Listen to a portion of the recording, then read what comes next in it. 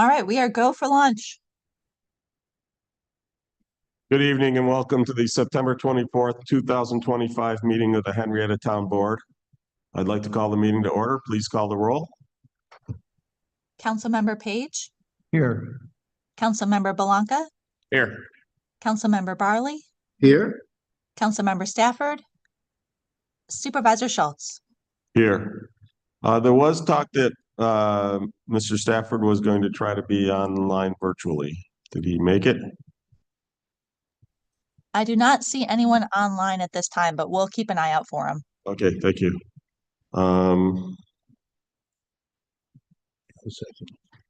Yeah, do you want to take the? I can't because I'm with him. Take his when it You'll comes to take him. it. Yeah. Yeah. Okay.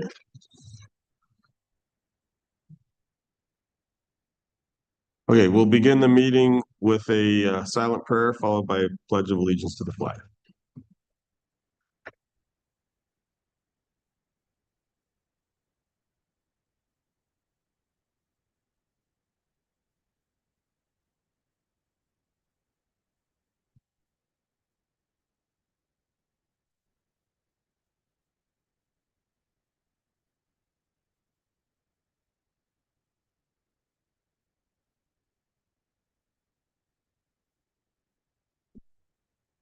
I pledge allegiance to the flag of the United States of America and to the republic for which it stands, one nation, under God, indivisible, with liberty and justice for all.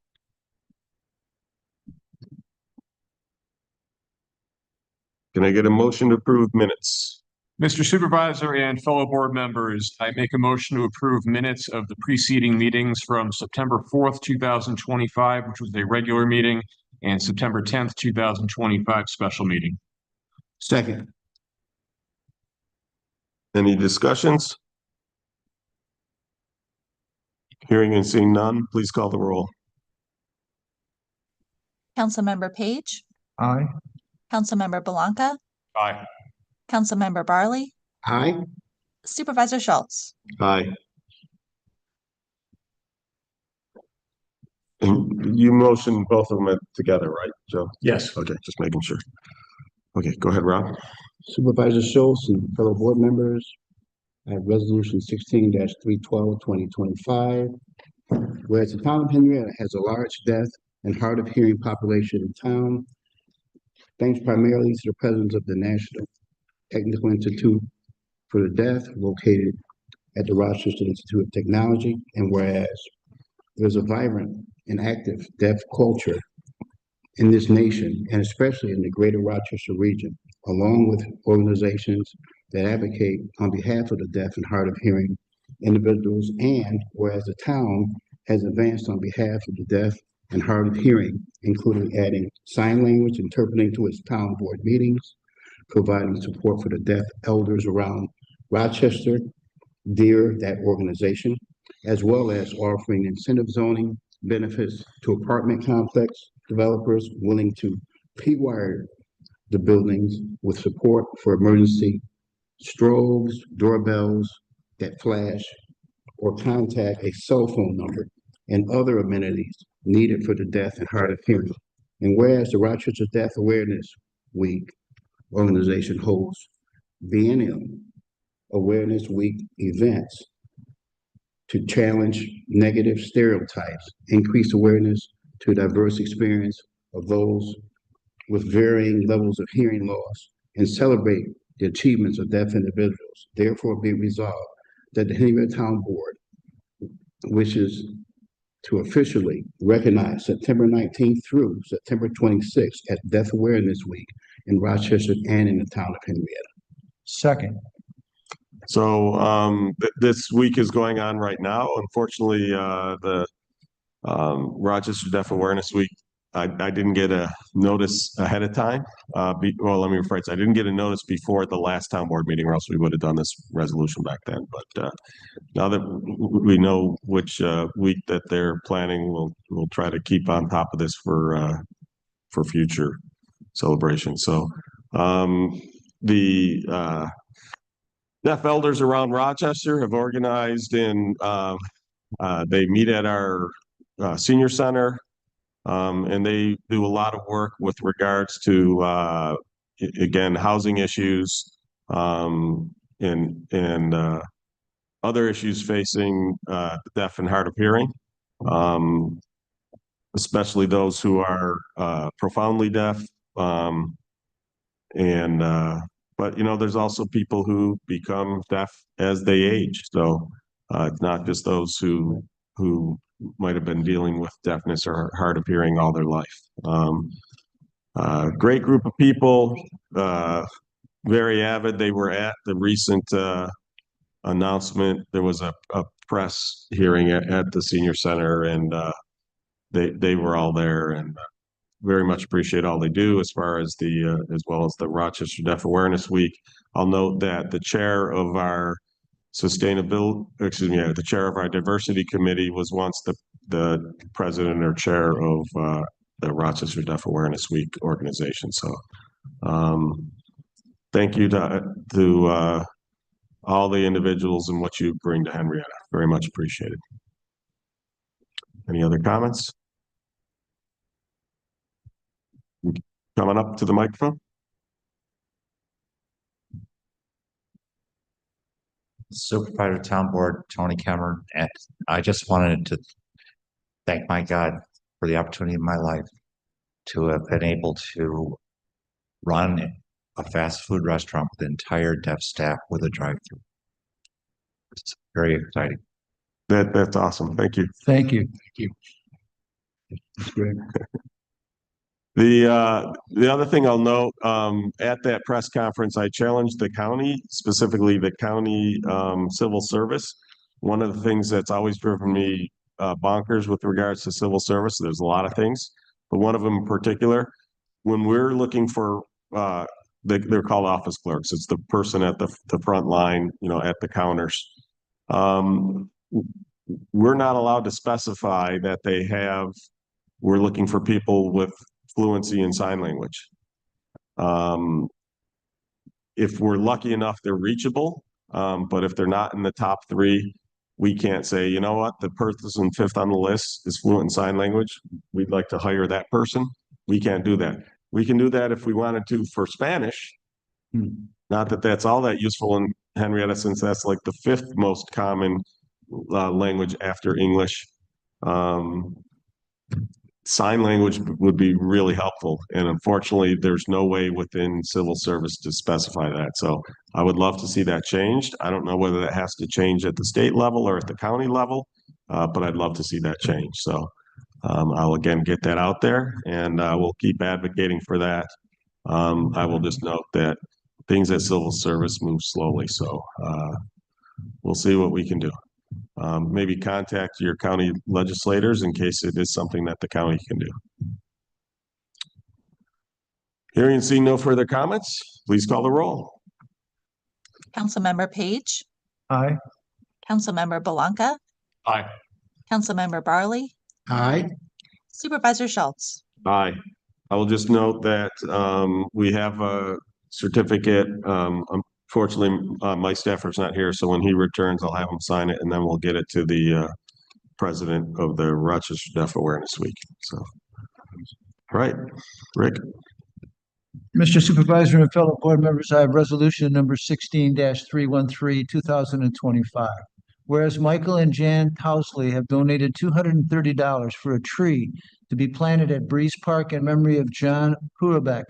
And whereas a check in the amount of $230 was received by the grounds foreman, therefore be it resolved that the Henrietta Town Board acknowledges this donation and thanks Michael and Jan Tousley for their generosity. Seconded.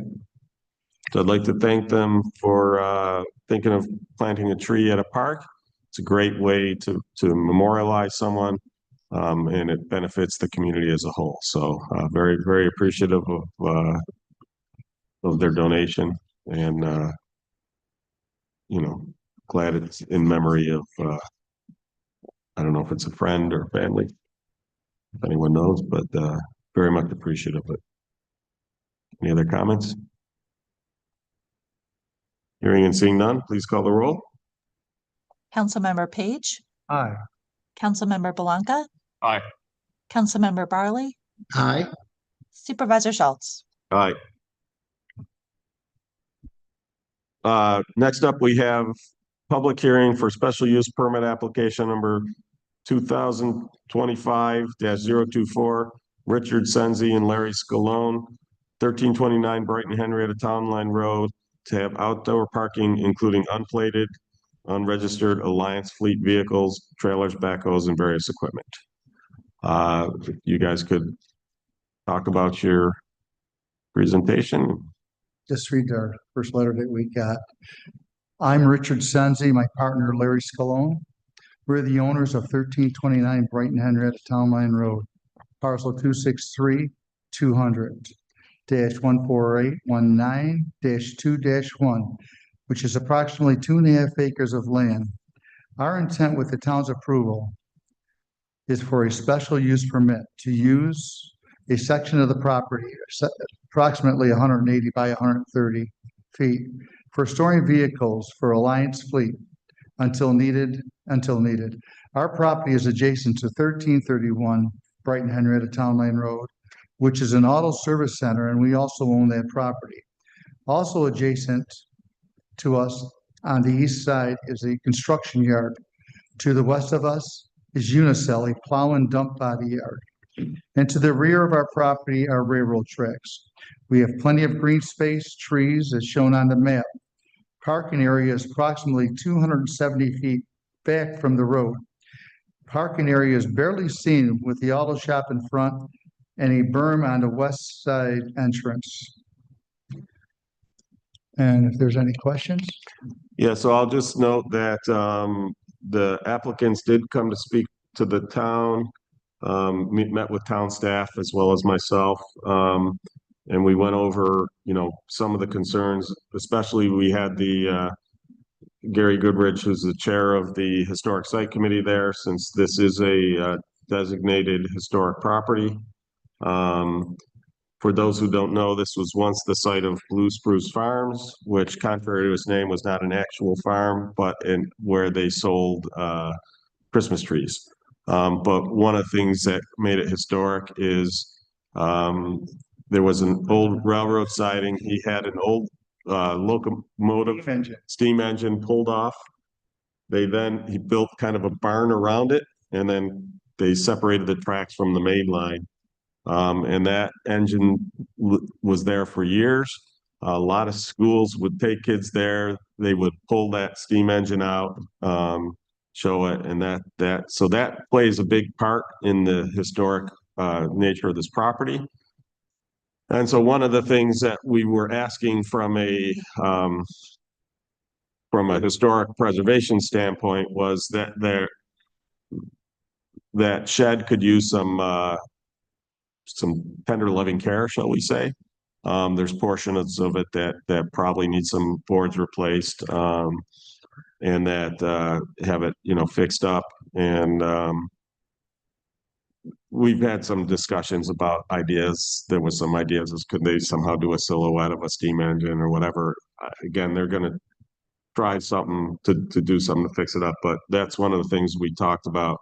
And out of that meeting, so we have a written resolution because we not only have to do a potential special use permit approval, but we also have to do an Article 10 hearing because of the historic property.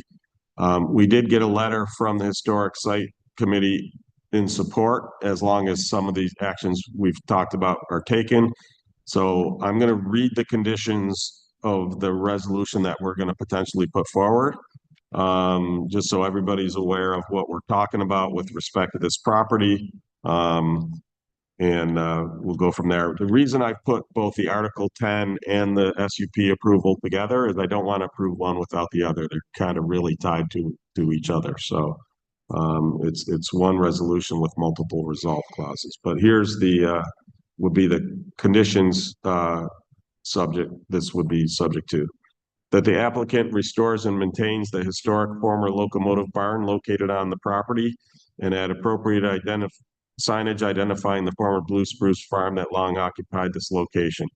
The restoration work must be completed prior to April 30th, 2026. So figuring you might not be able to get it all done this fall, we pushed it, we gave you time after the winter, because you might not be able to get it all done during the winter, so. Actually, we got a guy that hopefully is gonna be starting in 2 weeks. That would be great. So, yeah. And I did see the sign, the hanging sign, I saw that, you know, I heard that the descendant of the gentleman who did the motive, that wants to keep the sign that was The originally. real one that was out front, not ready to look. And that's, it probably is more appropriate with the family member, but if she was ever going to not want it or, I told her, and yeah. we're gonna kind of try to duplicate what she's. sounds good. That a historic marker as approved by the town, but at the owner's expense be installed on the property and the lawn area visible from Brighton Henrietta Town Line Road. This installation must be completed within 35 days of receipt of the sign from the Henrietta Sign Shop. So we will, to help historic properties out, our sign shop has now been making these signs. And you basically just have to cover the cost of materials. It's not expensive. We just did one for, I think it was the Short House. Okay. And it's, again, you're talking hundreds of dollars, not a lot. We can work with them to make the sign? Yeah. So basically what we'll do is we'll work with you guys in the Historic Site Committee to come up with the verbiage. We'll send in Photoshop, I created a mock-up of what they look like, so we'll figure out what we want to do on that one. But Sounds good. yeah, so it makes it, because the cast iron ones are expensive and take a long time to produce. So See, we're talking about the one we're gonna mount on the building right now, right? no, this is just, it's a standard historic marker, proper. We have, for a lot of the historic properties, we have a marker out front just saying But what makes it historic. that's fine, but we Yep. never really discussed where we would put it. That one in front then, by the road. Outside of the right of way, but yeah. So it's fine. it's one that just details it. It's not necessarily like, it's not like what you're talking about putting on the building, which is going to be the nice. This is, like you said, it's your standard marker that you see at historic properties. What the state uses are these cast iron ones that are really expensive to make, and that became too, especially for the private residences, that became problematic. So our sign shop, we work together with our sign shop, and they make one that it's not cast iron, but it's that same shape and format, looks really nice. So we'll work with you on that one. Number 3, that the applicant maintains the historic 2-story frame house located on the property. However, the house may not be used as a residence, since that is a prohibited use on industrial use property. The house may be used as offices or as a restroom, break room for employees. So the applicant repair or removed the damaged fencing located on the property. This repair or removal work must be completed prior to December 31st, 2025. We've already got that even back in place. Yeah, that's what I figured. But the applicant maintain the front portion of the property as a maintained lawn with a minimum depth of 250 feet from the edge of the right of way and a minimum width of 75 feet from the eastern property line. And that overall the property is maintained with a minimum of 40% of the acreage as green space. So normally industrial only needs to have 30% because of the historic nature and that larger lawn. You've also got that green space off to the east. You're well above the 40%. But we just wanted to, like I said, preserve that green lawn, and you guys expressed the desire to do that too. So a lot of this stuff also comes up is what happens if you guys ever sell this, because the approvals stay with the property, not with the owners. So that a continuous alleyway be maintained heading south from the shared driveway access with a minimum width of 26 feet, in which it allows the historic former locomotive barn to be easily seen from the right of way. So both of those things are shown on the map there. You can see the green area is already lawn. And then basically we just did a straight line from that roadway down to the barn. So the idea is, when you look at one of the restrictions under Article 10, it's that you're not supposed to obstruct the historic property. All this stuff is going to be in front of the house, but the way the committee really looks at it, it's that barn that is what makes it historic. The house is already tough to see from the right of way, so they're willing to allow the parking of vehicles in front of the house, but they want to have that clear alleyway so people can see the barn. That no more than 41,000 square feet of parking area be created.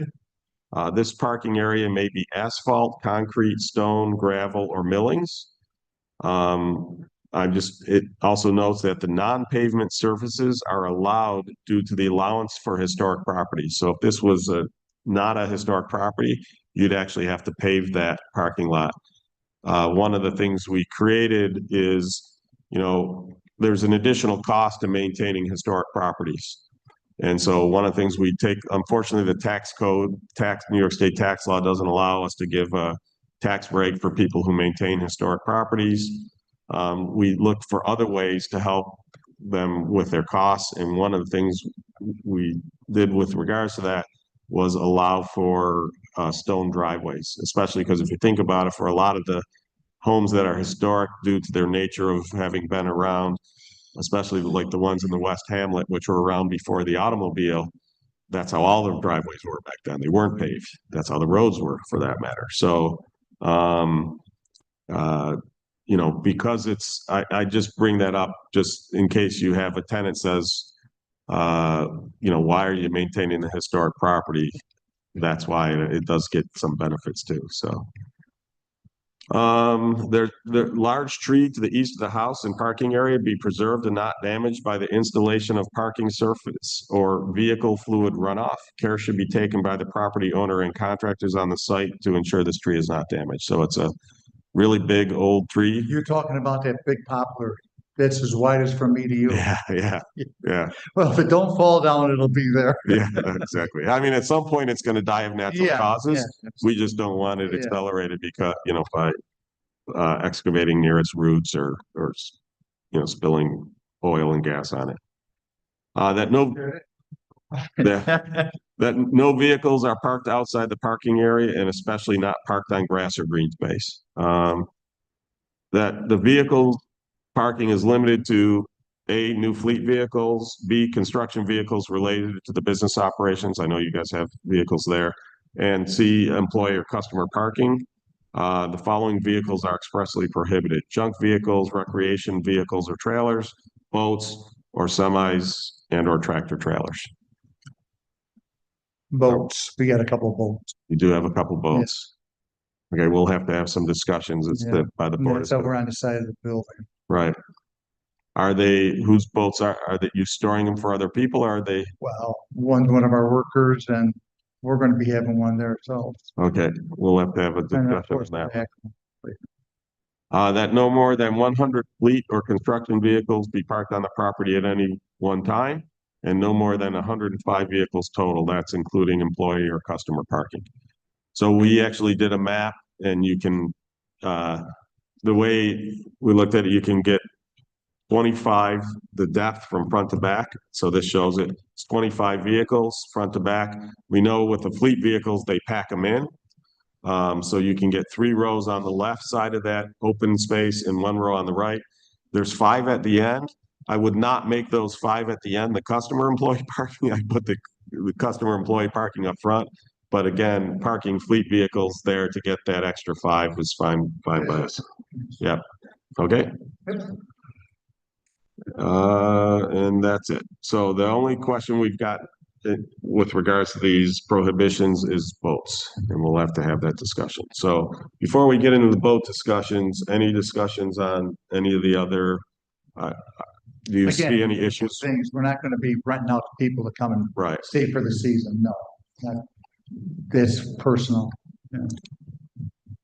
Will they fit in the barn? Huh? Will they fit in the barn? Well, that was our idea, but I like to put the backhoe in there. Right. Okay. Yeah. Any other questions, comments on the list of? No, and they're just talking about 2 boats, right? Right. So one of the things what we could do is we could, if we wanted to put in parentheses after boats, an exception for the boats that are personal properties of the owner or employees. Sounds good. You guys okay with that? I'm fine with that. Okay, I make a motion that we modify. Well, actually, never mind. I haven't put the resolution up yet. So when I put the resolution forward, or Joe, when you put the resolution forward. Why don't I put it forward and you second, since Mike's not here? Okay. That we'll add that condition. I'll make that modification. Okay, any other questions, comments before we open it up to the public? All right, We're good. does anyone from the public wish to comment, including our chairman from the Historic Site Committee? Nope. You can step aside so Gary can talk. I actually sent the board the picture, it does show Gary Goodrich, chair of the Historic Site Committee. It shows one of the boats. The boats they're talking about are very small. You could not put the boats in the train barn with the backhoe. Gotcha. But where they're parking them at the moment off the side of the train barn is not visually from the road. You can't see them from the road. Okay, So just so you guys know when you do your Thank you. decisions about that. They have been working with us quite a bit. In fact, we were just discussing before they're going to do a mock-up of the original sign that was done, that John did in his time for Blue Spruce Farm, and actually put it on the front of the train barn. And that That'd be awesome. sign they're going to do with a train, some sort of train logo on it. And they're going to send that information to me so the committee can take a look at it. sounds good. Sounds good. So other than that, you guys didn't have anything, right? Okay. All right, thanks, Gary. Anyone else from the public? And hearing and seeing no further comments, I'm going to close the public hearing for special use permit application number 2025-024. Richard Senzi and Larry Scalone, 1329 Brighton Henrietta Town Line Road.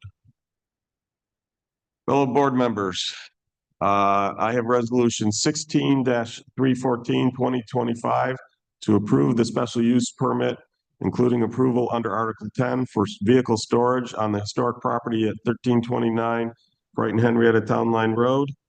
I will note that there will be a slight modification from the resolution included in the packet, that after where it prohibits boats, there will be in parentheses, other than boats that are the personal property of the owners or employees. Seconded. Any further discussion? Then hearing and seeing none, please call the roll. Councilmember Page, Aye. Councilmember Belanca, Aye. Councilmember Barley, Aye. Supervisor Schultz. Aye. All right, congratulations. And when you finish the various stuff, just if you could like take a picture of it and send it to us so we can check it off the list. Yeah, I will, Gary will reach out. Yeah. Sure. Okay, you bet. Thank you.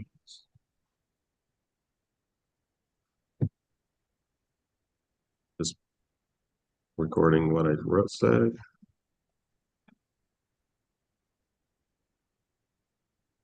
All right. Okay, Mr. Supervisor and fellow board members, I have resolution number 16-315, 2025 to authorize extension of special use permit number 2024-029 for BW Solar Holdings, Inc. to construct and operate a large-scale solar system. Second. As often happens with the solar, there's so many approvals that they have to get.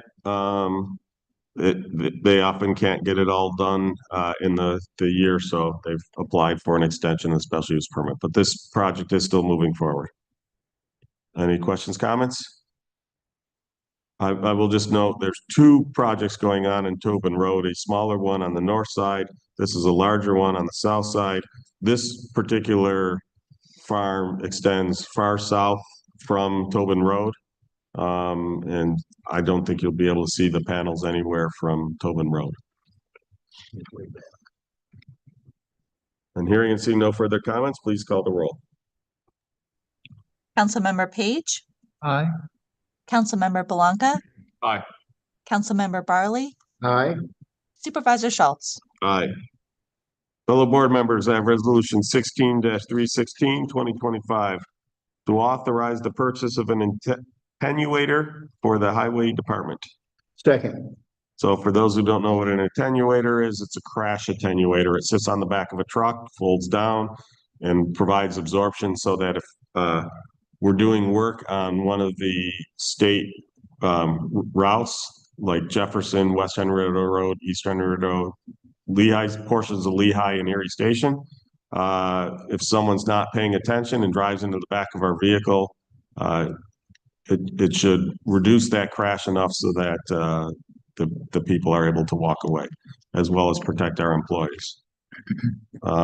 We had previously allocated the funds for this, and we're just approving the actual purchase.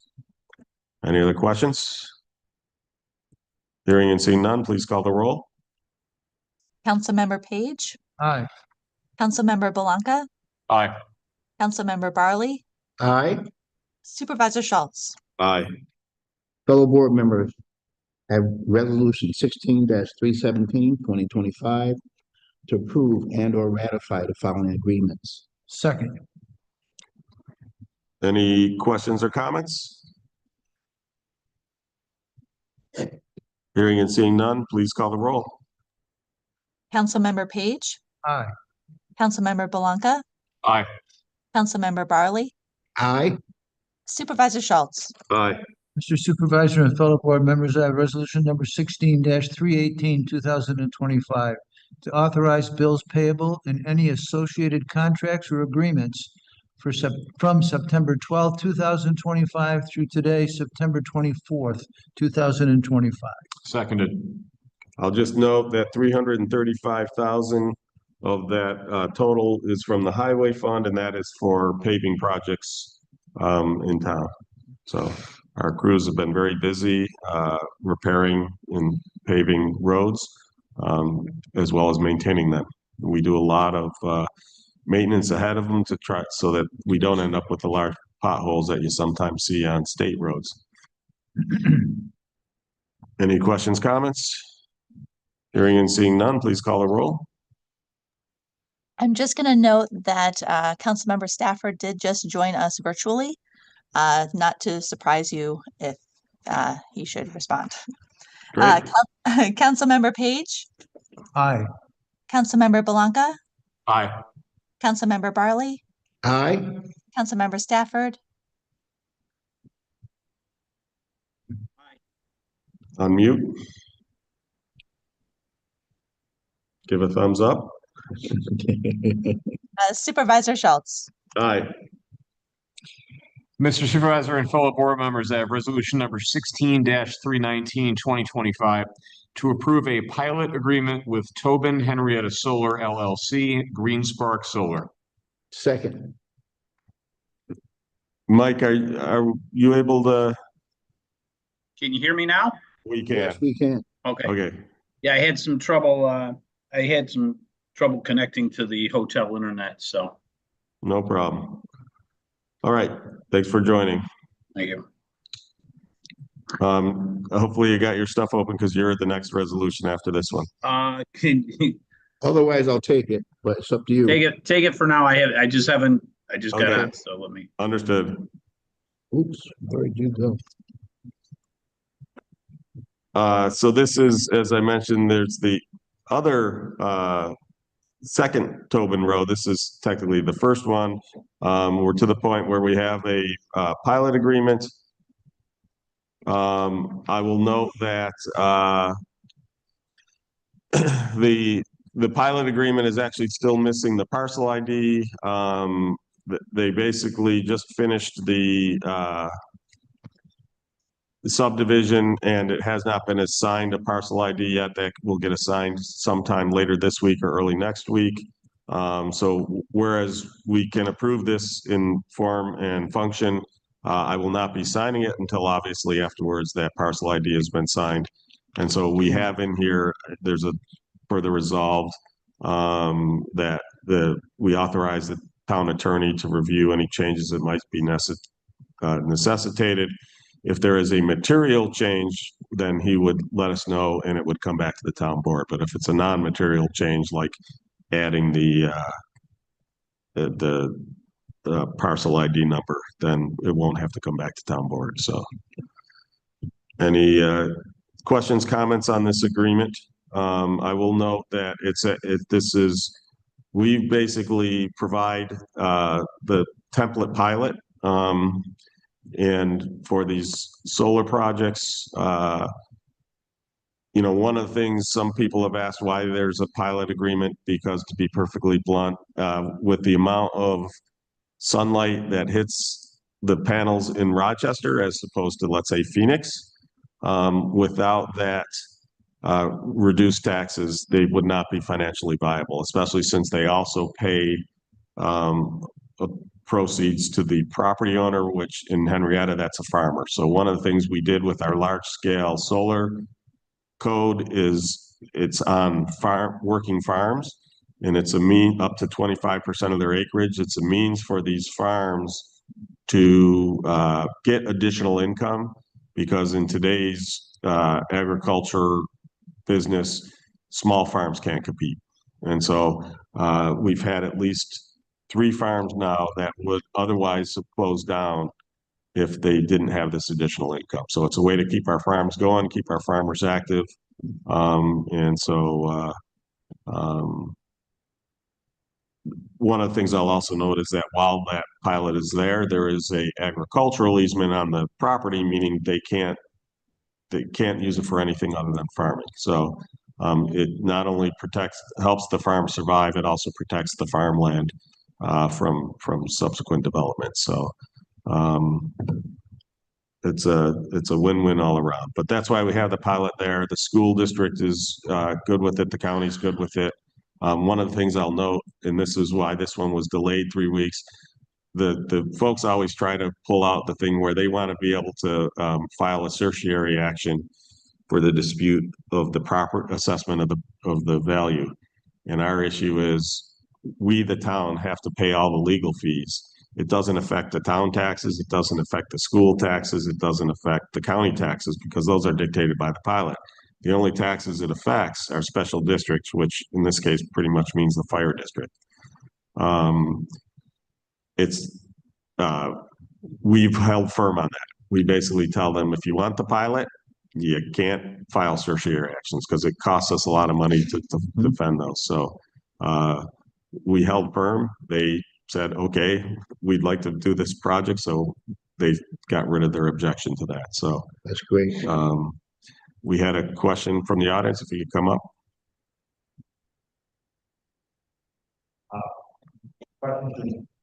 Board, is this, these projects, solar projects, help reduce the town residents' electric bills in any way? I don't know. You'd have to ask that question of RG&E. I suspect that I would be surprised if the answer was yes, to be perfectly honest. I don't know. It does provide additional energy, additional green energy. And, one of the things that we're seeing in Henrietta right now is that we have a lack of available power at our substations. So putting additional power onto the substation on the distribution grid benefits us in that way, because there are projects that have been held up because there's not enough available power. So it does help in that regards. Water is still the major source of power, if I'm not mistaken, into the area of Western New York. Yeah, I know we get a lot of hydropower, but also nuclear from Ginna. No? Okay. Yeah. Could you give your name and address for the secretary's notes, please? Tony Kemmer, 103 Bennington Hills Court. Thank you. Thank you. 14586. Thank you. Yeah. Is Mike going to be able to do this one? Okay. No, this one he's going to do the next one. Yeah. Well, I think this is one. Yeah. Any further comments? On hearing and seeing none, please call the roll. I have a quick question first for Councilmember Stafford. Are you on a device that you're able to be on video? video conferencing policy and procedure requires town board members to be viewable. So I wasn't sure if Councilmember Stafford should be included in the roll call. Gotcha. Okay, let me go back and see if I can get on video and I apologize. Thanks for looking that up, Becky. I wasn't aware of that. Yeah, and I wasn't sure what type of device Councilmember Stafford might be on. I see him. There he Is is. that it? Okay. Now let me go back and see if I can get back to my my resolutions. Right. We got you covered till then. It's 320, Mike, the resolution number. Yes, but I, First, right now, we're voting on 319. Okay, should I go ahead and call the roll? Yes, please call the roll for 319. Okay. Councilmember Page, Aye. Councilmember Belanca, Aye. Councilmember Barley, Aye. Councilmember Stafford, aye. Supervisor Schultz. Aye. Fellow board members, I have resolution 16-320, 2025, to call for a public hearing for proposed local law to add support to the historic districts under chapter 295, article 10. Second. So this has been in development with the Historic Site Committee for some time. You know, we had two historic hamlets in town, the West Hamlet, which is the intersection of West Henrietta Road and Erie Station Road, and the East Hamlet, which was the intersection of East Henrietta Road and Lehigh Station Road. We are fortunate that many of the houses and buildings and structures, historic structures in the West Hamlet still survive today. Unfortunately, in the East Hamlet, we lost a lot of those structures to fires, fire neglect, redevelopment. There's still a lot of the private homes are still around, but a lot of the historic buildings have unfortunately gone away in the East Hamlet. So that's why we're going to be focusing first on the West Hamlet. In order to create that hamlet, we first have to have the laws in place to support that. And so that's what we're calling this public hearing for. So the plan would be first to put in the code that would allow us to create the historic district. And then we would follow that up with the process to actually designate the West Henrietta Historic District. I'll note that this process calls for public hearings, notifications of all property owners, indications of whether there's sort of four groups. There's those who are participating, which basically means they're already a historic house. There are properties that are eligible, which means they could be a historic house if the property owners were willing to designate them. There is ineligible, which basically means that the property is not historic, and then there's a kind of a not applicable, and it's typically has to do with I forgot what the reason why some of them were in this fourth category, but I think it was like the RHAA ball fields. There's no structures on the property, I think is why they're neither eligible nor ineligible. So anyway, you know, as part of that creation process, we would put out a map, we would notify all the affected homeowners, we talk about all that. For the historic houses already, it adds some potential benefit. There really is not much in the way of additional workload, if any, compared to already being designated historic property. For properties that are not currently designated, there would be some potential with regards to if they were to do new construction. So one of the things in a historic district, so existing construction stays as is. You don't have to change it, but if I'm building something new, you have to build it in such a way that it's not going to detract from the historic neighborhood. And so, for instance, even though the district was not in place yet, we got an agreement from the property owners of the former Delphi property that they would essentially abide and act as if it were part of a historic district. So that's why, if you remember, when they were getting approval for their apartment complex, they had to, you know, their clubhouse was to look similar materials. They ended up opting for as the what's now the Moose Lodge. They originally had, like a lot of the townhouses you see today, a lot of building materials, different building materials on one building. That's not how stuff was built in the olden days. So instead, what they did is, if they had 5 building materials on each building, they now have one building with the one material, another building with the second material, another building with a third material, and so on. So they built it much more so it will be in line with the historic properties. So, but one of the big advantages we have with this is we've been trying to obtain grants to help some of the property owners with regards to their the maintenance of their historic properties. So we do have a buyer of the Cartwright's Inn, and he is willing to restore that structure. He is going to tear down all of the additions to it, like those horribly built kitchen additions and all that. In fact, I just saw the dumpsters there, so I think that might mean he's going to be getting started soon. He certainly said he's going to clean it up, but he can't. 2 things he's been waiting on to get started. A portion of that building actually sits in the Erie Station right-of-way.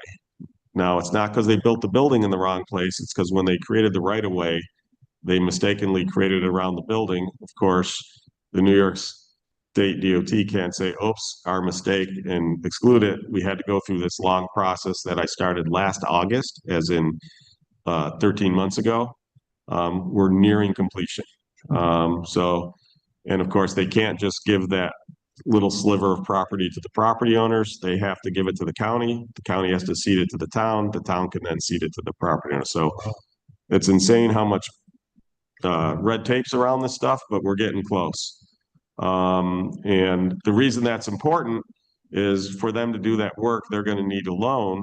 Banks will not give you a loan if you don't have clear title. If your building's in the right of way, you don't have clean title.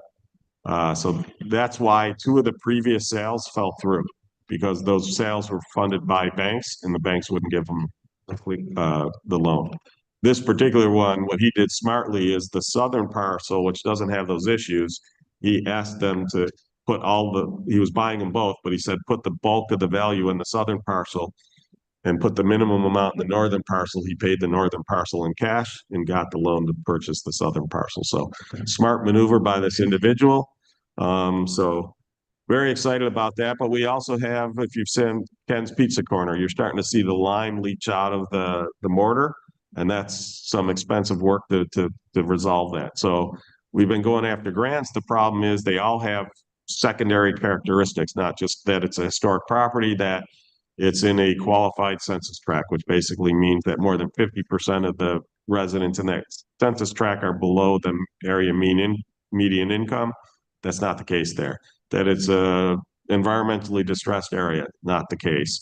That any restoration work gets turned into affordable housing. That's how no one there is. Right, the fire hall is another building that was going to participate in this. They're not going to put affordable housing in a fire hall, right? They're not going to put it in Ken's Pizza or in the Cartwright's Inn. So all these ones, there were none of them that we were qualified to go get. The one that's out right now is called the Downtown Revitalization Initiative. We don't qualify for that one either because we don't have a downtown. We're not a village or a city.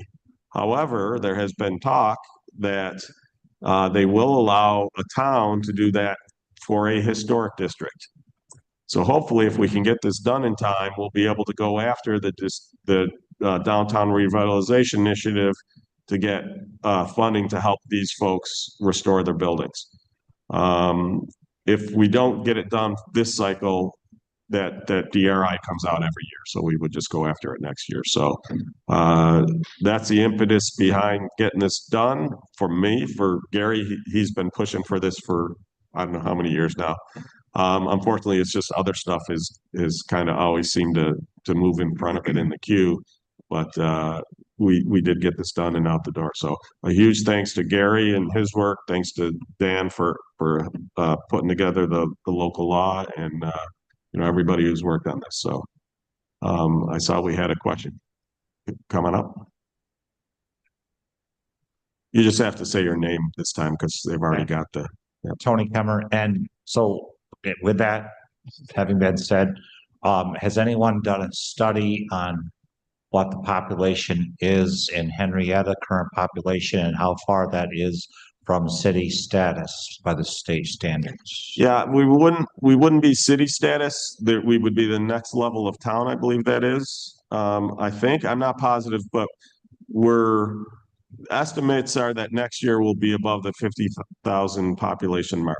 So we'd be like the town of Greece and the town of Arundecoit. Now, the thing that I joke that we're 5 years too late, because when the ARPA funds came out, if you were a city of 50,000 population or more, you got the funds directly from the feds instead of through the state. To give you an example, our ARPA funds were 4-point-something million. I don't remember exactly. Let's call it 4.5 million. Arundecoit's 22 million. We could have done all of the needed upgrades to town hall, acquired the dome, built the spray park, all that stuff. Boy, I would have loved to have had $22 million to play with. Question, what is this state standard for, I believe it's the state standard for city, I thought it was 75,000. We're a long ways from that. I don't know that we'll ever get to that status, but we are about to cross the 50,000. And like I said, that is a significant mark. The other two towns in Monroe County that have crossed that line are Arundecoit and Greece. There are two others that are Webster and I think it's Penfield. There's a number in the mid to high 40s, but we're expected to cross it, like I said, very shortly. There is the 5-year census update. Assuming it's gotten done this year, I have not heard a single peep about it, but it's possible that census update will put us across that marker. If nothing else, we certainly will be in a year or two. Thank you. Thank you. Steve, you mentioned Cartwright's. Do you know what his plans are with Cartwright's? Is it going to be another restaurant? He is going to make it a commercial building. Whether I have no interest in operating a restaurant. If I get a good tenant, he'd love to have it as a restaurant. If not, if he gets a tenant who wants to make it a shop, but it'll be some commercial/retail business. The rest of the property, he has been working on the current historic house, which is a bunch of apartments. And then he will at some point be submitting a plan to add additional apartments behind that house. One of the things we've talked about to get him there and to get him to purchase is we've talked about through incentive zoning. So we'll have to look at approving that. One of the things I offer, because, for restoration of historic, he's going to ask for additional density. Well, then you run into the problem of what do I do with the parking? We don't want to take away all the green space because of the historic property. One of the things that I've offered that we would look at is normally when you add that impervious surface, they're going to have to add stormwater facilities. Rather than require them to put them on the property, which would then push the parking lots closer to the road, I would want to keep the parking lots behind the buildings, behind the front line of the buildings. We own property immediately adjacent to there, and that's where I'd be willing to put the stormwater pond. Now, that property was part of a cluster development to the west of it there, so you can't actually have buildings on there, but you can have stormwater ponds on there. So that's what we would look to do, and that way, our goal is to keep all the space in between the right of way and or I should even just say, not even just the right of way, between the road and the buildings as green. The other thing we're working on with respect to this property as well as the whole Western Hamlet, I put forth a proposal to New York State DOT to narrow down West Henrietta Road before it gets to that intersection. So immediately after that intersection, it narrows down to 2 lanes in each direction. Coming into that intersection, it's 4 lanes. We'd like to reduce it to 3. So I have a northbound lane, a southbound lane, and a center turn lane. But the right-hand lane would go away. And what that would allow us to do is bring that out.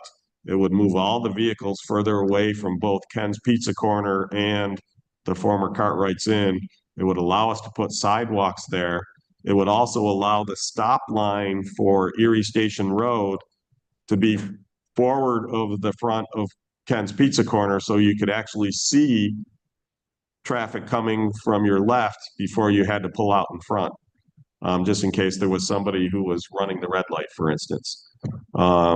So they were not opposed to it, which I will be honest, surprised me a little.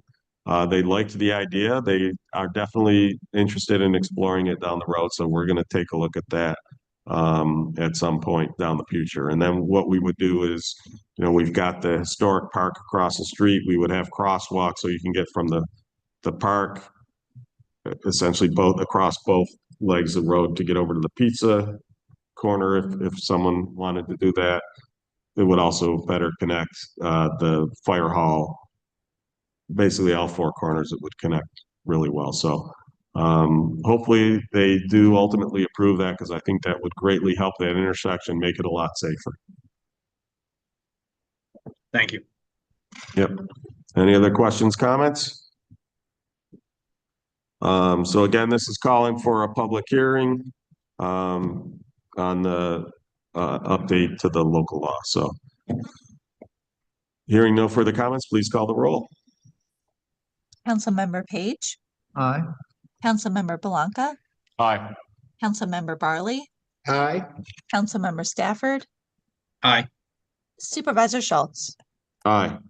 Fellow board members, I have resolution 16-321, 2025 to extend the intermunicipal agreement with the Monroe County Sheriff's Office for the special attention detail deputy. Second. So we have a presentation that originally I was going to put at the during the public talk, but I'm wondering if it might be appropriate here, since it has to do specifically with work that the special attention detail deputy has done. So we'll have a little bit of discussion, but then I might invite our resident up to talk about it. So and any questions or comments regarding the resolution? I will note that the pay stays the same through December, but then goes up in January per the new union contract, as well as I'm sure the cost of insurance and retirement are both going up by double digits. So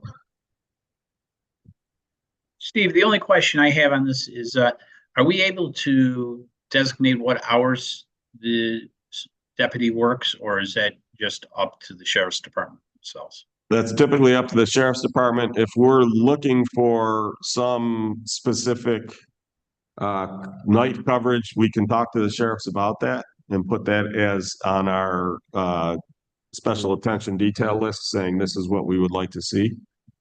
But again, this is not a town employee, it is sheriff's employee. So we don't get to dictate any of the stuff as far as how he performs, does whatever. We basically get to say, these are things we want you to pay special attention to in our town. And that's important because, again, we don't have a police force. We don't have anyone who can run a police force. If you look at the towns with all the highest tax rates, it's the towns that have police forces. They're very expensive to operate. The training, the insurance, the fleets, everything that goes with it. So this was something we put in place, what, 4 years ago, maybe? That as a way to get that extra support. It was we were contemplating hiring a constable and realized we have no ability to train that person, manage that person, and came up with this I don't know if you want to call it a compromise, but I'll say solution. Yeah. And it's been working well, in my opinion. And we have somebody who wishes to talk about that. So why don't you come on up? Thanks, Steve. Yep.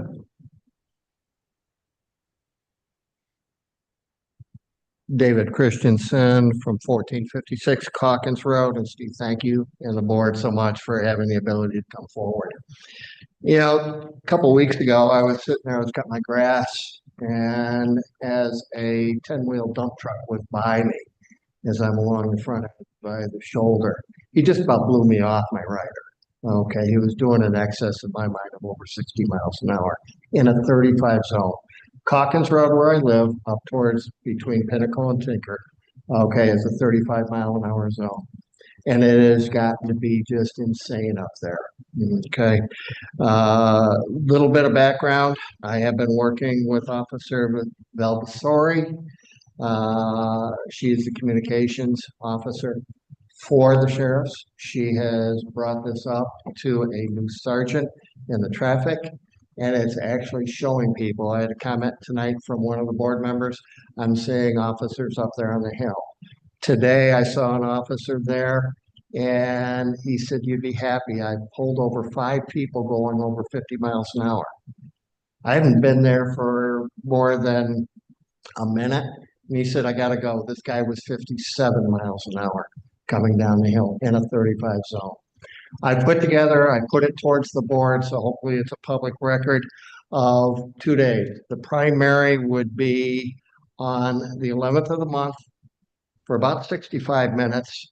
And for those online or listening, okay, what I found in that 65 minutes, 47 vehicles were over 50 miles an hour. And that bracket was from 50 miles an hour to 63 miles an hour, both going up the hill and down the hill. I look at it both ways. Officer Vasori put her trailer up there, and during a 2-week period, she was catching people at this 3 o'clock in the afternoon, which seems to be the crazy time, up to 80 miles an hour on the trailer at 3 in the afternoon. There was also brackets, okay, in the 67 and 70 mile an hour at 3 o'clock in the afternoon. So again, you have those visuals. The way I do that is I have a radar gun, which I check within 1 mile per hour in my own vehicle going up and down the hill. I have a video camera, which records the vehicle and that's what I've sent to you. And as you'll see, 58, 51, 53, 62 miles an hour on this report, okay? And it's the fact that Officer Green has done what he can with the resources he has. I had a phrase that was once told to me, it's not what you expect people to do, it's what you inspect. And the Monroe County Sheriffs are the inspectors of this area. Now, and I also say beware. Previously, I brought this up. Steve, you've gone through, you brought on resources to help slow it down. Captain Fay will be the next step. I will be presenting this to him to get more resources. They put up a multi-million-dollar building, but they can't put a guy on radar patrol to catch people doing 60 and a 35. These are residents. I have no sidewalks heading towards Tinker Park. There are people walking at 3 o'clock in the afternoon. There are dog walkers at 3 o'clock in the afternoon. There's bicyclists, okay, at all hours. There's school buses. And people are coming down Calkins Road, what I call insane. So I'm asking this group here, okay, to give unanimous consent to this program. I will also open the door that if anyone here has a comment, question, concern, or would like to help me support that, I will leave my email with Becky, okay, and with permission, people can conduit to me through that. And let's see if we can get some support. I will tell you that now I'm retired, beware. Okay, I'm not going to drop this. I'm going to carry this all the way through, okay, to the Monroe County Legislature to give Henrietta the resources it needs to be a safer place to live. I ask you all to vote in positive for this. Thank you. Thank you, Dave. Any Thank questions? No, I will note that you'll be happy to know that we did finally get the easement from the last property on the north side. So we will be extending the sidewalk so that it goes continuously from Pinnacle to the Tinker Park. The only issue will be that, as with anyone who parks in the big parking lot on the north side, they're gonna have to cross, so. Whether we can get the flashing lights to let people know that there's someone in the crosswalk, we'll take a look at that. You know, we did finally get the last easement, so that sidewalk will either be finished this year or early next year. Well, I greatly appreciate it because I know when you have actions at Tinker, okay, you have the crossing guards there, you're watching that. You know, one of the comments that was made to me just this week is the fact that Henrietta School District had a crossing guard that was hit, okay, and the person did not stop. Now take a look at that car coming across your foot.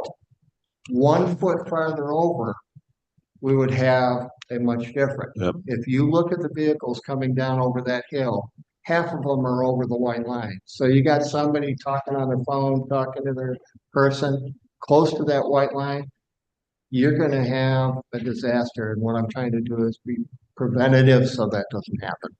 I will just note the school district doesn't have crossing guards, the town does. They're actually town employees. Town Yep. employees? Yeah. Okay. So now they do have security people out front of the high school, so I don't remember if the person struck was a crossing guard or a school security, but someone did get their foot run over, yeah. And we've also, and that's one of the places we've had our special attention detail.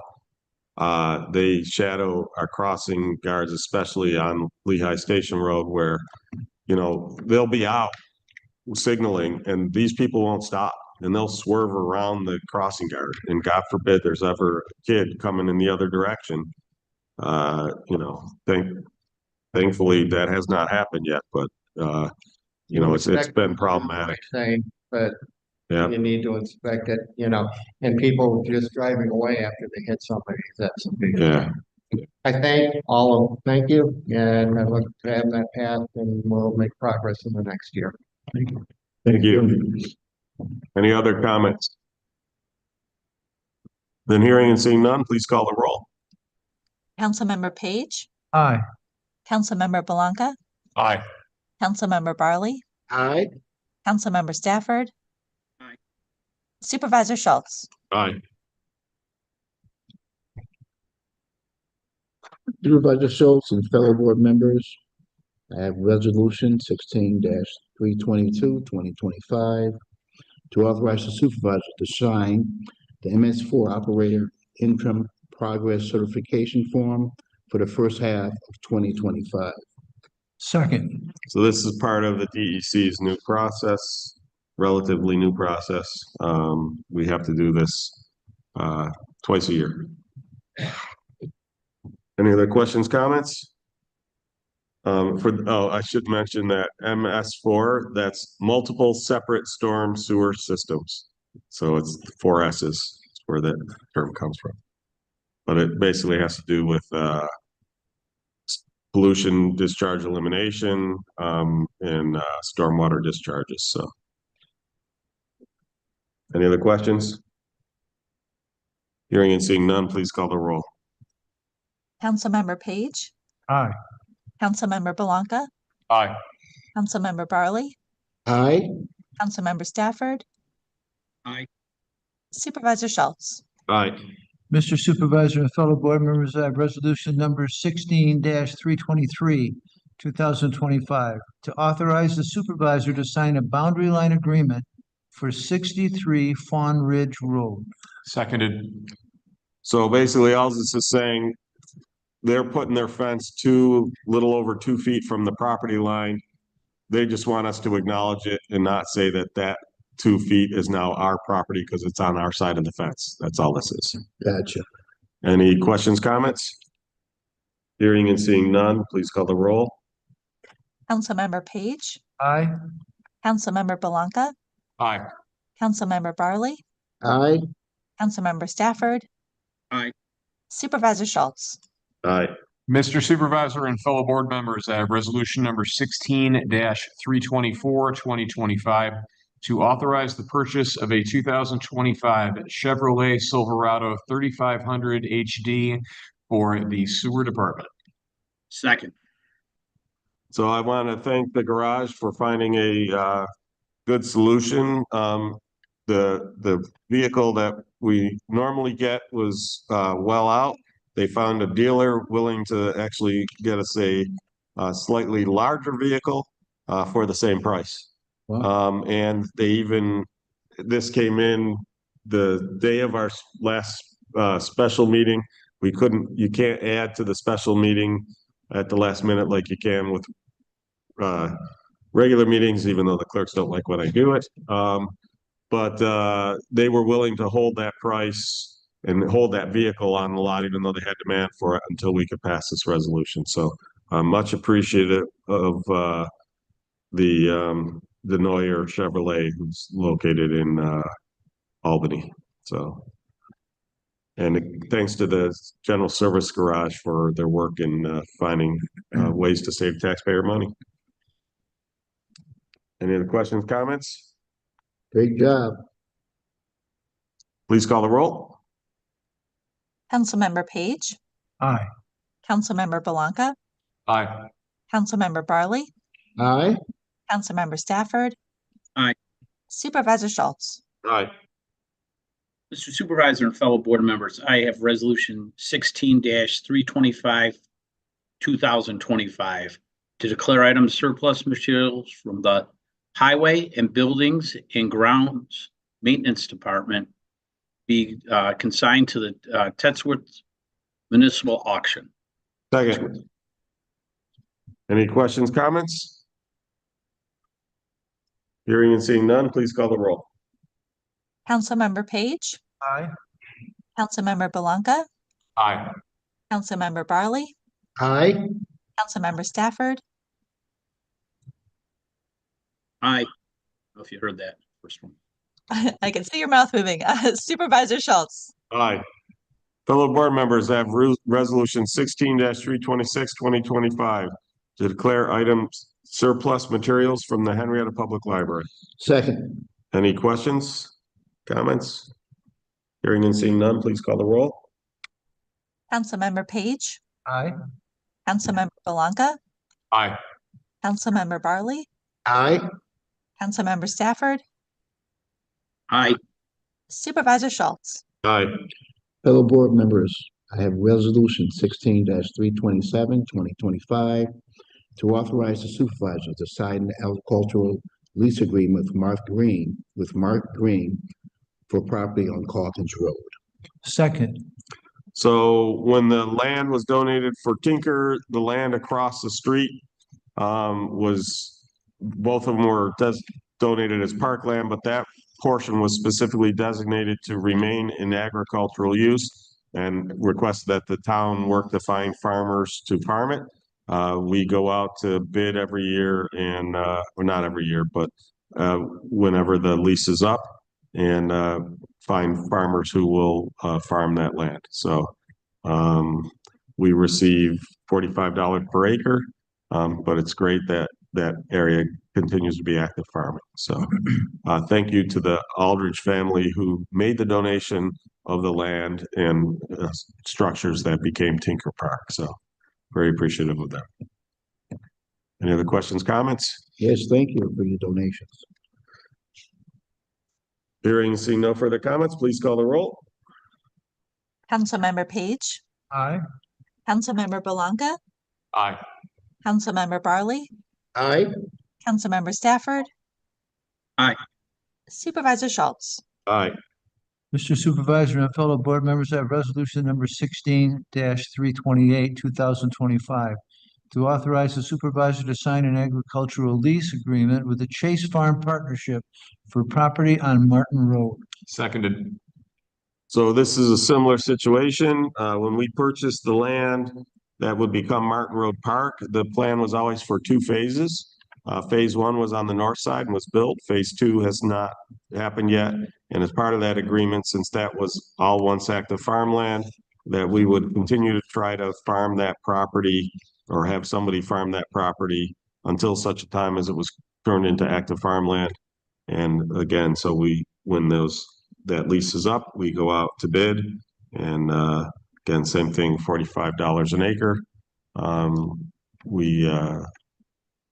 In this case, different farmer, but we were able to find a farmer to farm that land as well. So trying to hold on to our agricultural heritage. Coming up.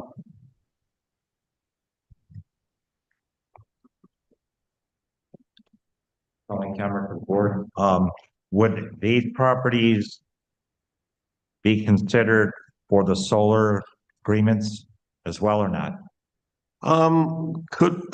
No, because as parkland, the difference is if you put solar arrays, you have now, they could through what's the process called parkland alienation. Because where there's solar array, I have to fence it off. It's no longer publicly accessible. Therefore, it is no longer park. So because of that, we couldn't do that. We had talked about it. But because it was donated as parkland, it would have to go through the parkland alienation process, which is a very lengthy process, goes through Albany and require us to obtain farmland of equal or greater value than what we're alienating. So it's not really possible. We've looked at a couple some of lands we've received have been not as parkland, but as open space. So open space would be eligible, but parkland is not. Even though there is a possibility that these projects could, for the buyer, the energy provider, provide huge possible relief to these rising costs to individuals. Yeah, unfortunately, like I said, the New York State laws regarding parkland is pretty explicit. It was a year-long process to get approval to do a land swap. We had to prove it was right in the same parcel. We were getting 2.5 times the acreage of the land we were giving up. We had to go get an appraisal to show that that land we were giving up is worth more than the land we were getting. Hello, it's the same parcel. It's 2.5 times the acreage. Of course, it is a long and difficult process. And I will tell you, without the additional land, we wouldn't get it. So my point is, rather than do that, if we can find land that would work for solar farms, when we do these, I shouldn't say solar farms, farmers get mad at me, solar arrays. If we can find an area that the land would work for that and it's coming to us as part of a cluster development, it would make much more sense to do that and just have the donation be for open space and or solar arrays, not for parkland. The problem is once it has that parkland designation, it's almost impossible to get rid of it. So thank you. There's a reason for these questions. Thank you. No problem. Any other questions, comments? Hearing and seeing none, please call the roll. Councilmember Page, Aye. Councilmember Belanca, Aye. Councilmember Barley, Aye. Councilmember Stafford, Aye. Supervisor Schultz. Aye. Mr. Supervisor and fellow board members, I have resolution number 16-329, 2025 to designate Linda Salpini to open the RFP and bid on September 30th, 2025. Second. So this is a procedural thing because it's the last 2 days of tax collection. Our town clerks are going to be exceedingly busy. If there happens to be a lull and they can be in here during the bid opening, great. If not, state law allows the clerk to designate someone, and that designation must be approved by the town board. So that's what we're doing here. Any questions, comments? Hearing and seeing none, please call the roll. Councilmember Page, Aye. Councilmember Belanca, Aye. Councilmember Barley, Aye.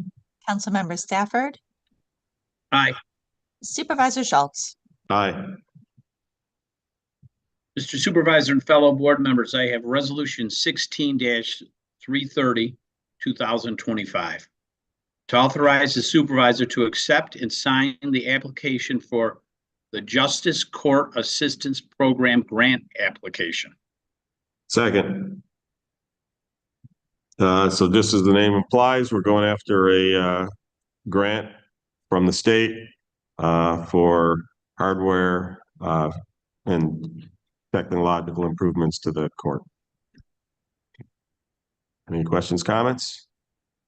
Hearing and seeing none, please call the roll. Councilmember Page, Aye. Councilmember Belanca, Aye. Councilmember Barley, Aye. Councilmember Stafford, Aye. Supervisor Schultz. Aye. Fellow board members, I have resolution 16-331, 2025, to acknowledge receipt of the August 2025 revenue and expense reports. Second. Any questions or comments? Hearing and seeing none, please call the roll. Councilmember Page, Aye.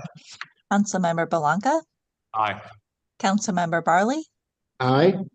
Councilmember Stafford, Aye. Supervisor Schultz. Aye.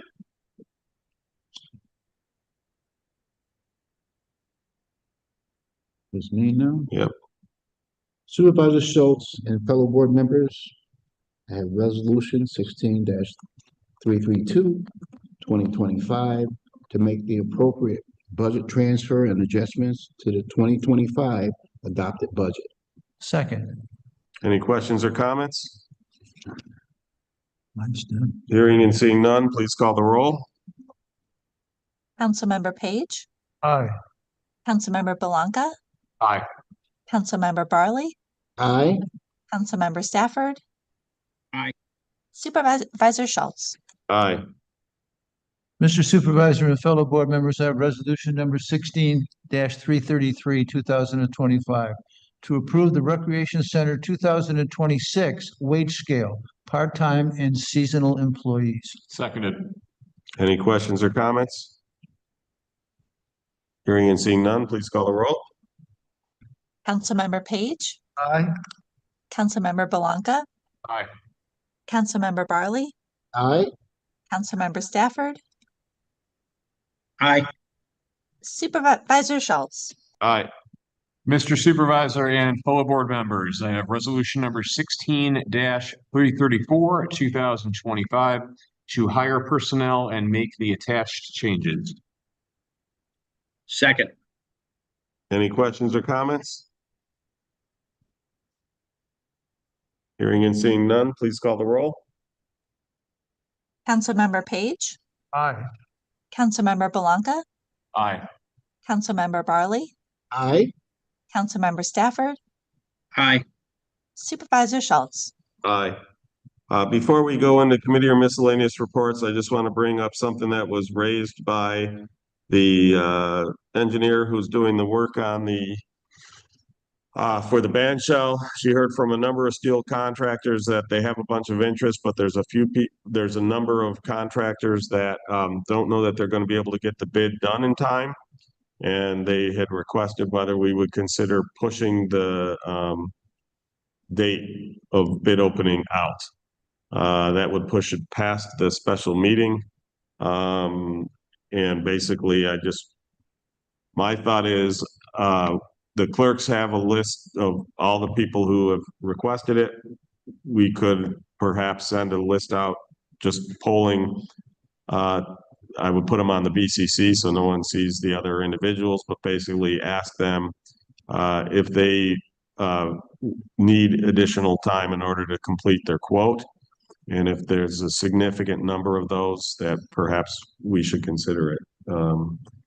The problem is we need to make that decision now. So like I said, my proposal would be if, I don't know what a significant number would be. We could maybe express that as a percentage. I seem to recall that I saw at least 8 companies pull down the bid information. That's from the top of my head. I think I might have it in an email. What do you guys think? Is 8 a usual number or is that low for this type of project? No, that's actually a good number. In fact, it's higher than we normally get. One of the things we saw with the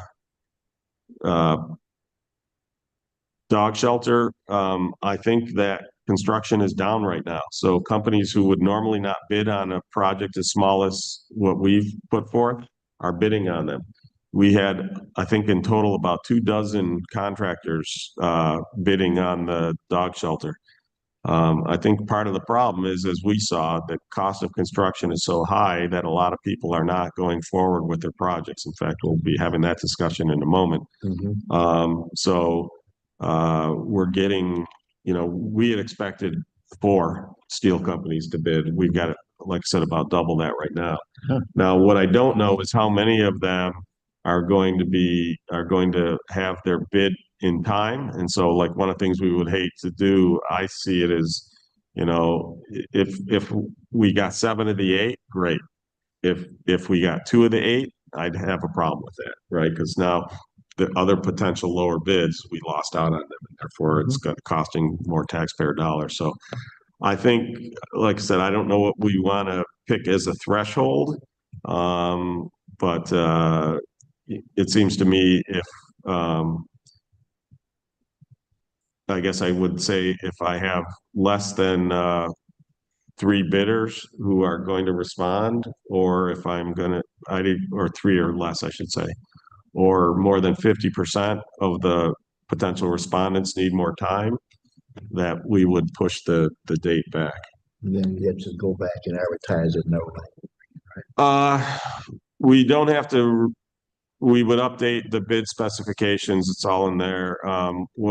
What we would have to do is then, I would suggest we push it back such that it's open prior to the next regular board meeting, which is on the 15th. Okay. And Sounds good. Do you need a motion for that?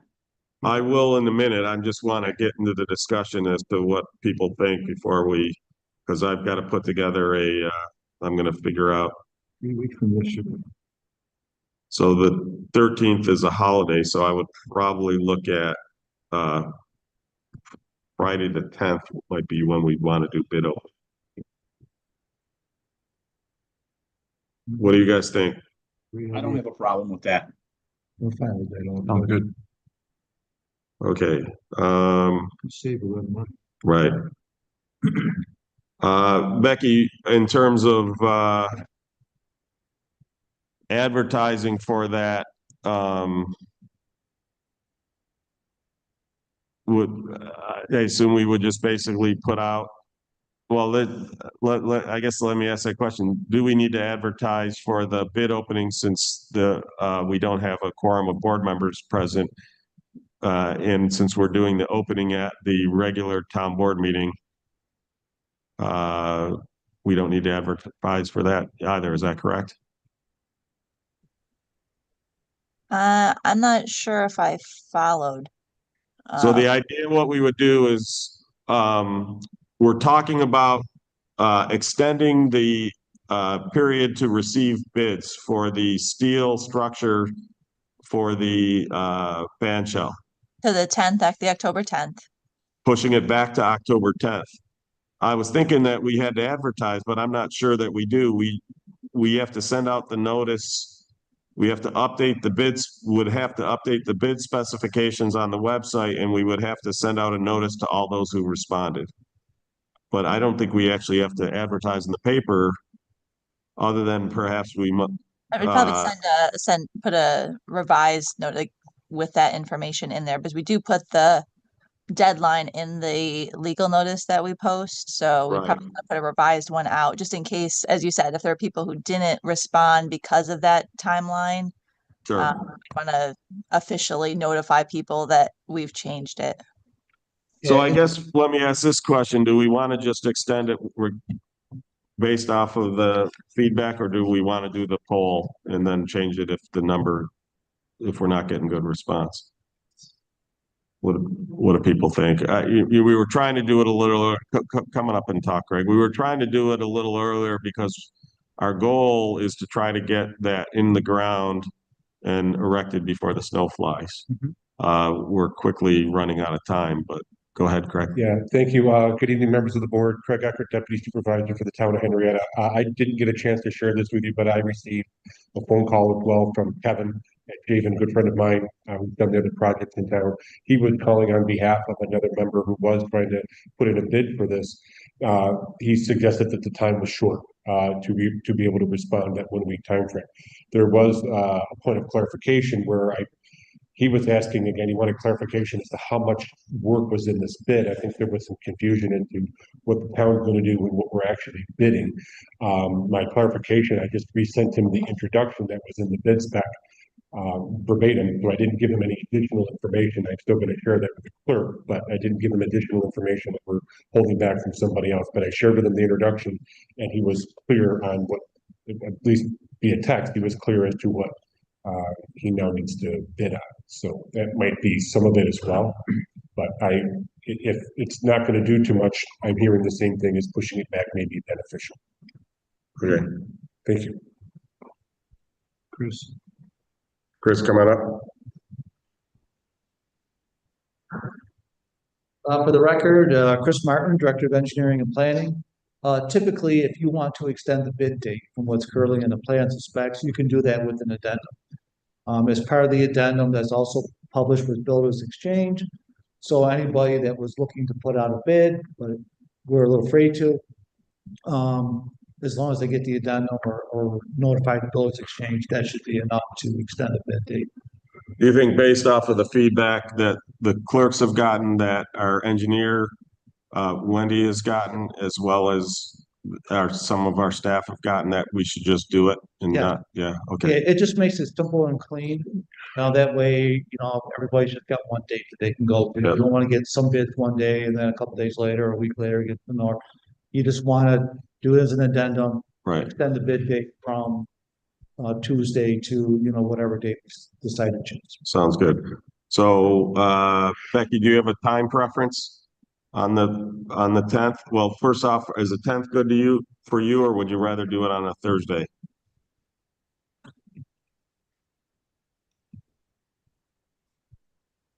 Sorry, I lost my controls. No problem. The 10th works for me. That's fine.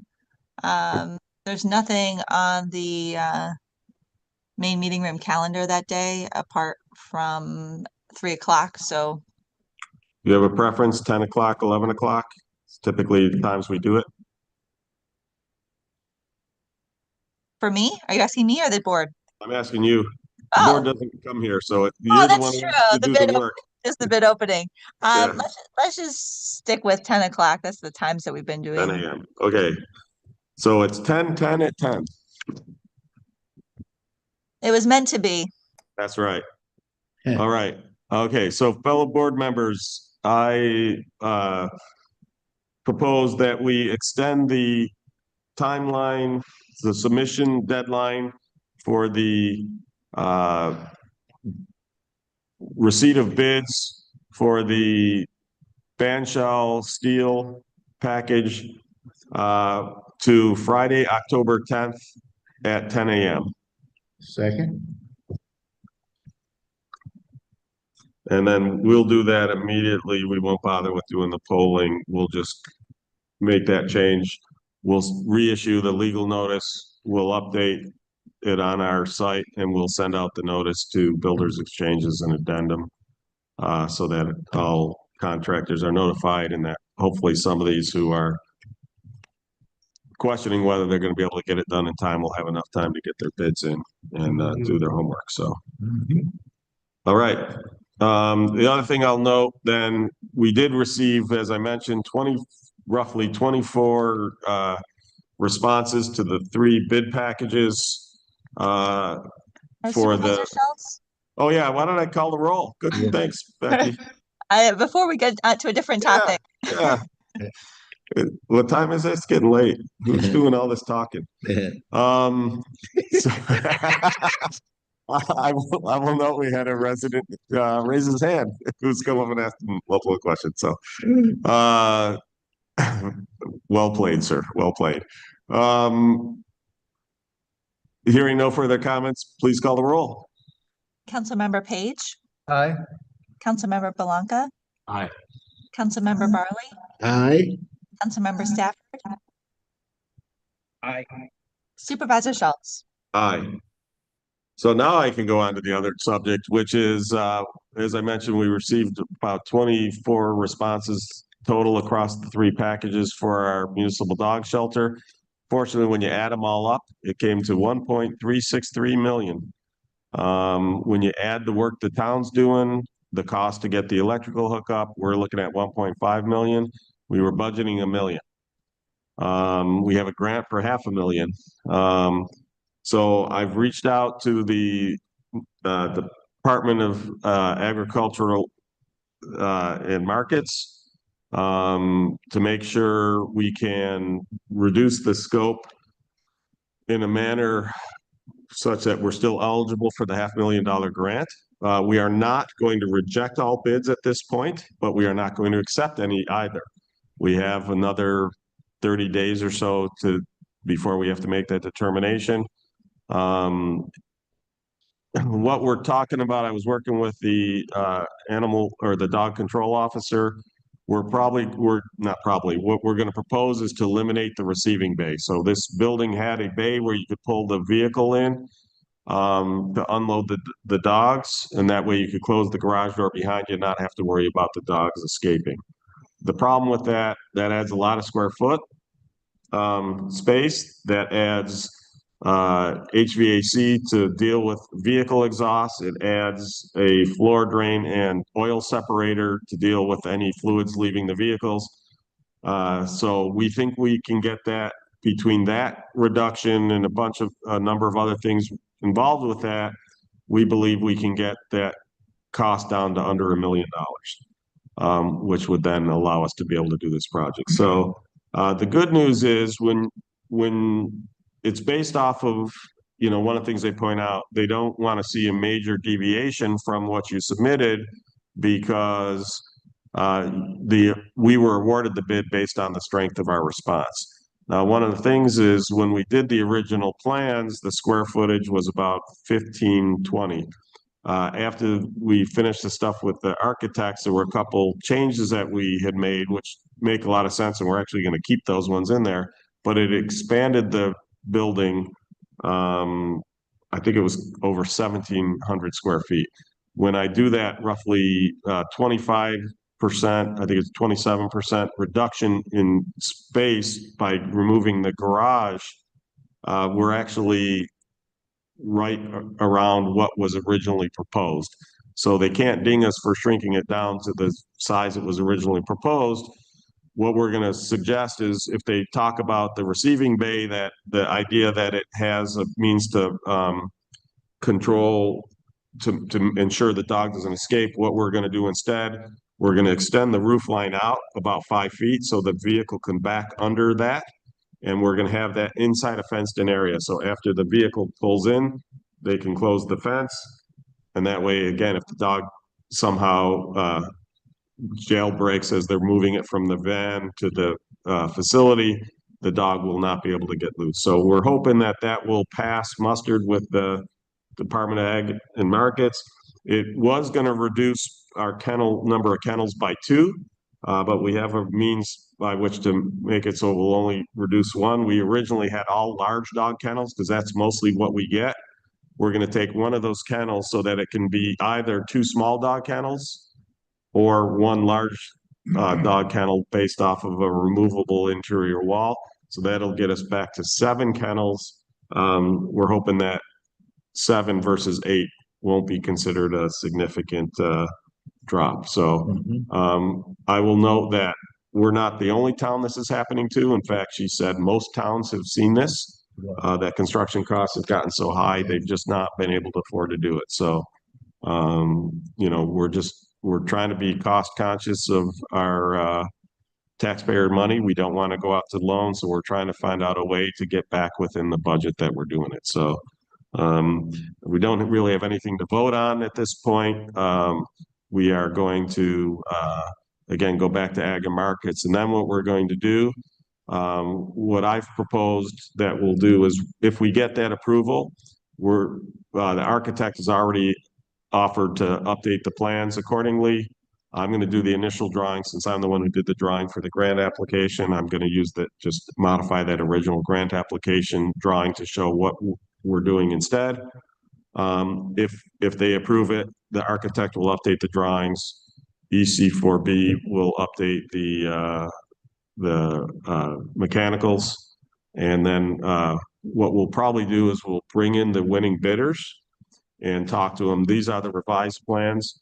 What can we do from a change order to get it down to the numbers we need? This is what we did for the spray park. When the spray park came in over budget, that worked well.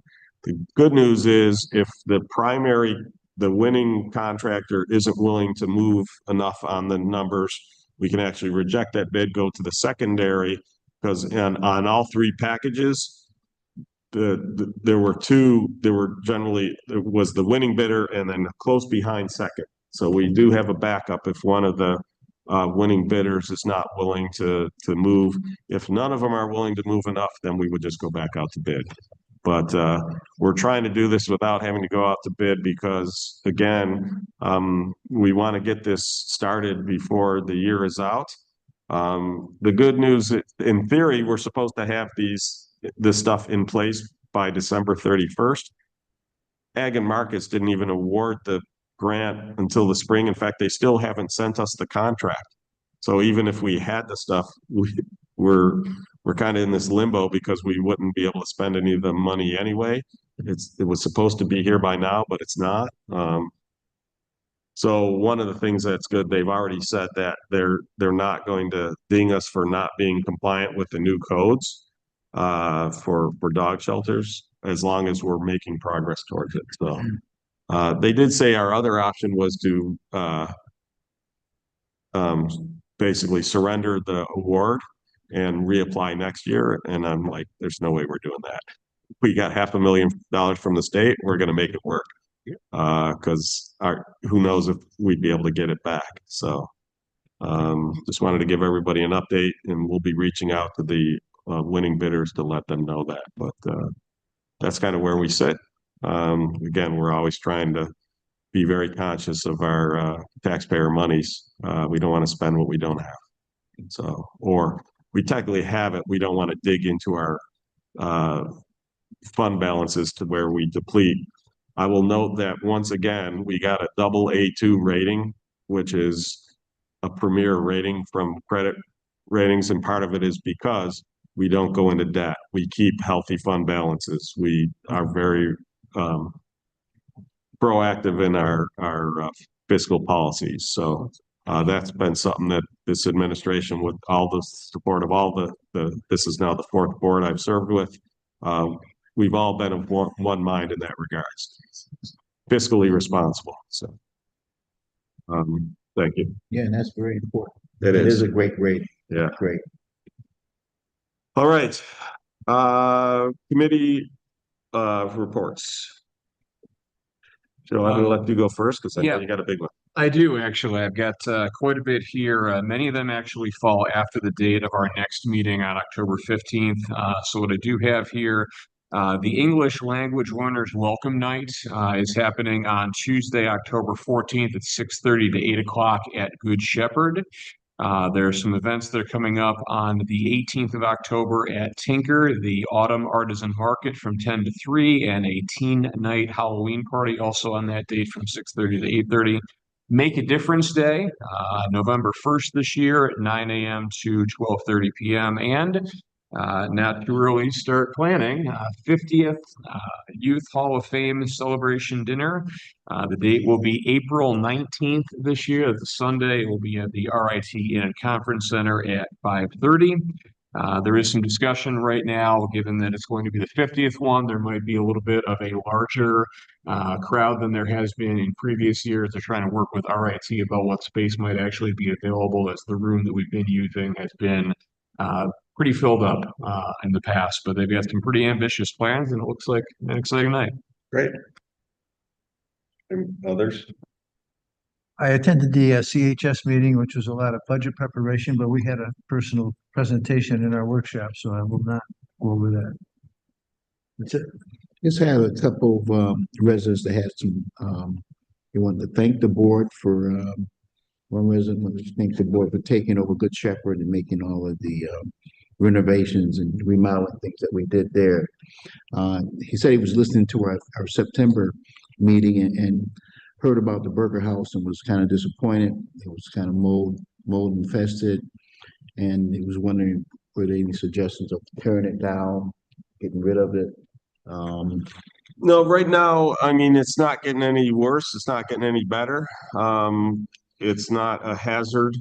So we're just leaving it as is. If we, if we can get some, again, it's a historic property. If we're able to get grant funding to do the remediation, we will.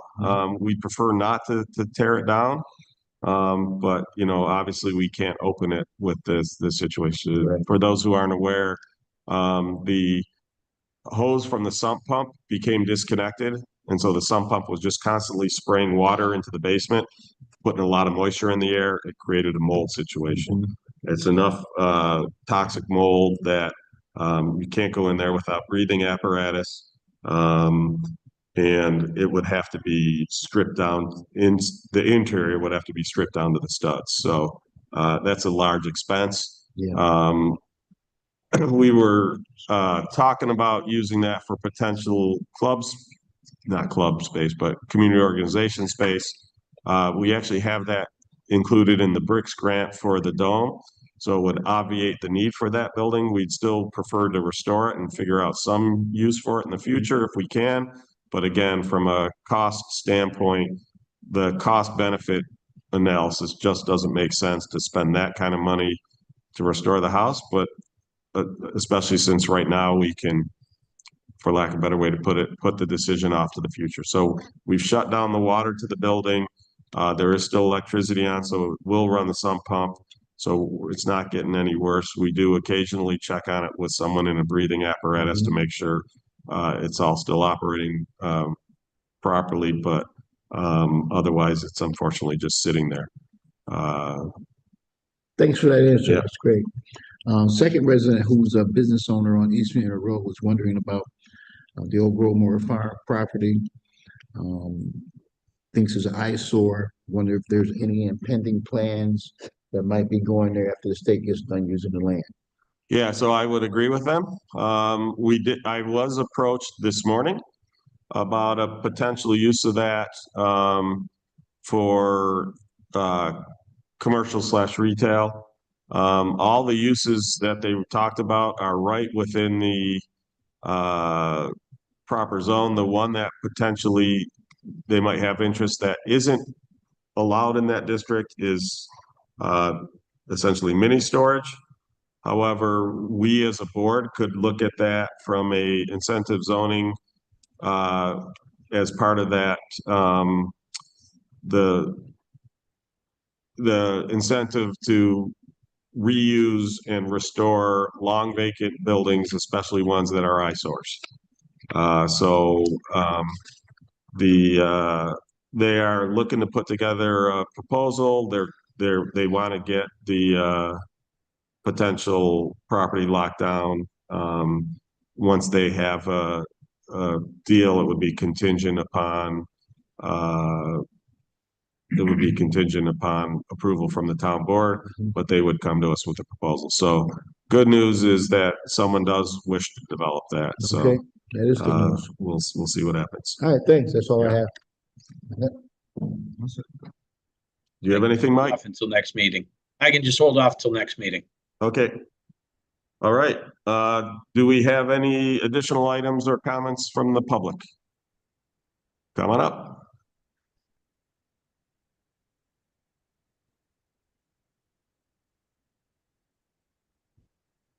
Tony Cameron, 103 Bennington Hills Court.